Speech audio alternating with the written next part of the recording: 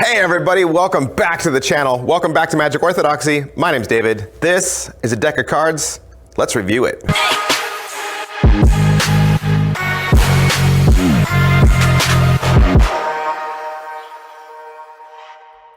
All right, today we're gonna look at the King Slayers line from Ellusionist.com.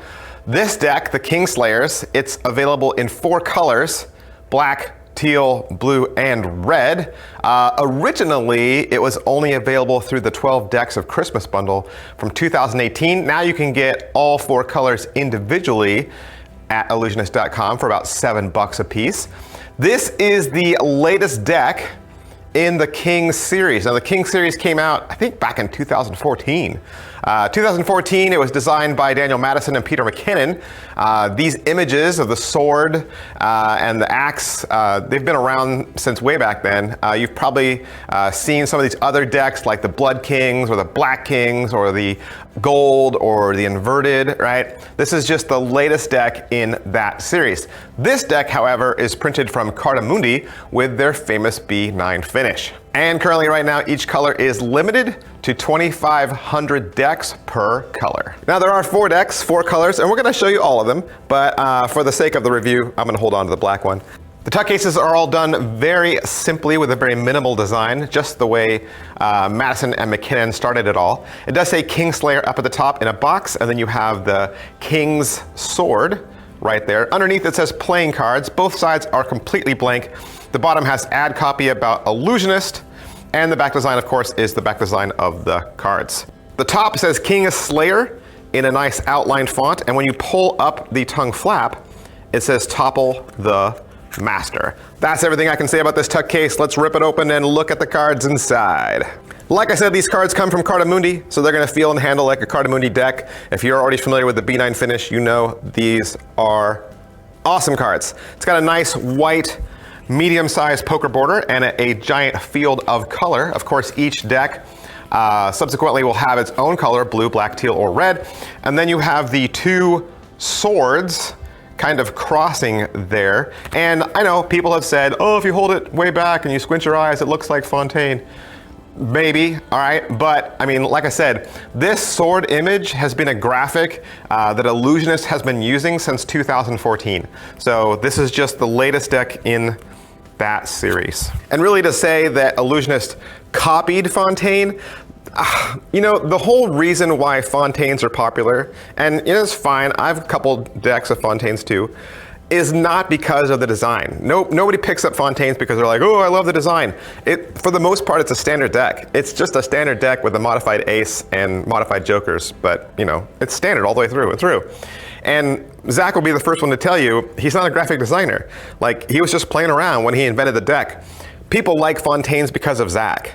You know, it's a brand, and it's a brand association between the consumer and the creator. So people buy Fontaines because they like Zach and they like that association. You can't replicate that. You can't duplicate that. I mean, you could come out with a fake Fontaine, but it wouldn't make any difference because that's not why people buy Fontaine cards. You know, it's just like any name brand pair of shoes or any name brand clothing. I mean, shirts are shirts and jeans are jeans, but if you stick a name brand on it, then people are like, ooh, they're the best. They're not the best. They are what they are, you know, and cards are the same way. Cards are what they are. They're pieces of paper. And designers can go on and on about the cut, the feel, the finish, and they can try to upsell you and make you feel like this deck of cards is completely awesome. But the truth is, 99%, 98% of cards are probably gonna feel and handle the same because they're all made by the same companies. So slapping a back design on one deck or the other really doesn't change the handling or the feel. It's just gonna be the emotional attachment between the buyer and the creator. With this deck, you'll get 2 extra gaff cards. You're gonna get a duplicate Queen of Hearts, which is great for like card to impossible location effects, and you'll get a double backer, which are great for hundreds of magic tricks. You'll also get 2 different jokers. I kind of wish they said joker. One is the crossed swords, and another one is the swords touching just the tips with like exploding lightning coming off of them. I don't know, I kind of would have liked to have seen some throwbacks to the original King's Jokers. Maybe put the axe in there just so that it's got like it pops up just on the Jokers. Some more tie back to the original would have been my preference. The Ace of Spades says Kingslayer across the top, and it's got a king there in the center and a sword piercing him right through the chest and poking out the other side, and underneath it says printed in Belgium. Your pips and indice cards are unique. I think just the location of the pips themselves seems more centered, like more brought in, so the pips seem a little smaller. The blacks are black, the reds are red, however the reds have a black outline to them as well.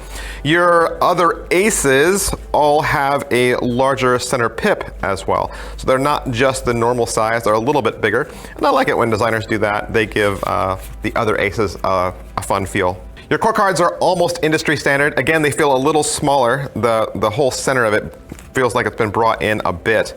And then each set, each colorway, has been colored in a different fashion. So I like the blacks because the color's been stripped out and it's kind of more universal and it fits. But the blue, of course, has been colored with blue. The teal has been colored with teal, and the red has been colored with red.